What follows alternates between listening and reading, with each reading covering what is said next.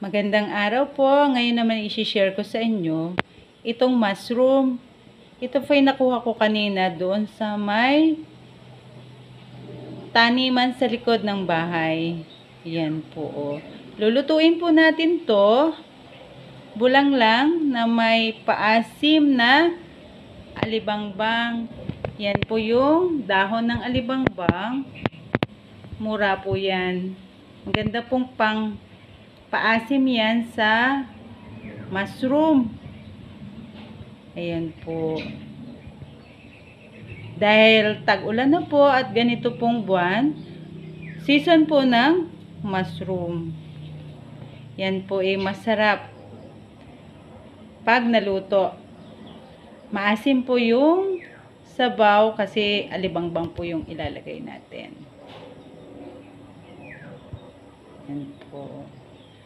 Mamaya po, ipakikita ko sa inyo yung kung paano lutuin at kakainin po yan ni Caviteño Farmer. Yan.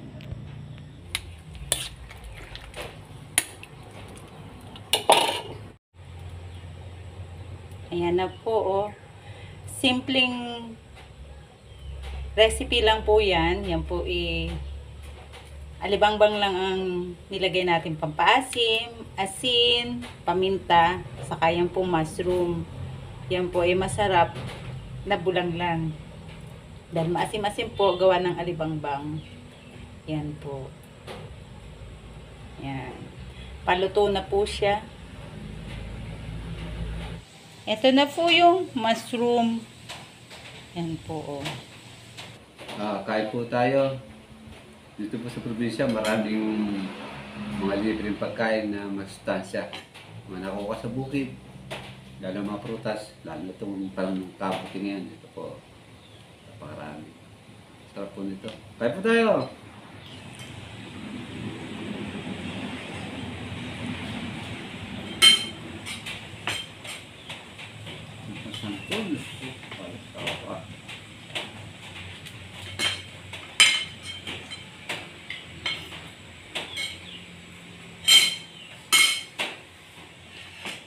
Yan na po. Kumakain na po siya ng lunch. Yan po yung lunch niya. Mushroom. Meron siyang mushroom soup. Merong ginataang alimasag. Ayan nga po. At magde-dessert siya ng mga prutas. Kailangan kainin na yung avocado. At meron pa kaming natirang pritong itlog. Ayan po. Oh. Sabi nga sa inyo ni Caviteño Farmer, dito sa amin sa probinsya, simpleng buhay pero masusustansya ang mga pagkain.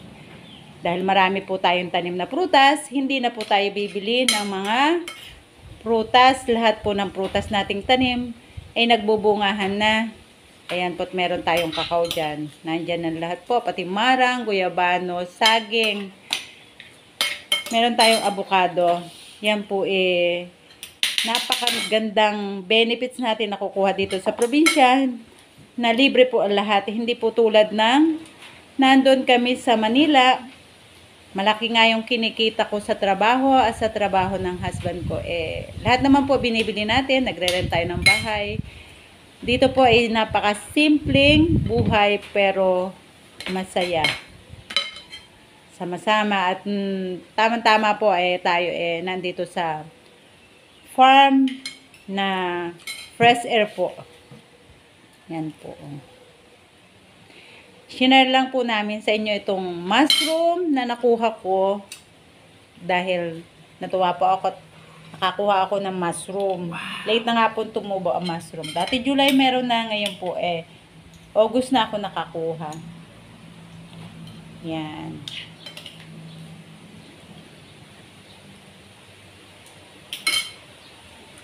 Yan. Hanggang dito na lang po ang aming vlog.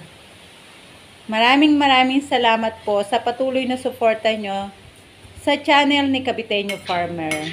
Shoutout po sa lahat ng mga viewers at subscriber. Hindi ko na kayo isa-isahin. Maraming salamat po. Mabuhay po kayo. God bless po. Bye-bye.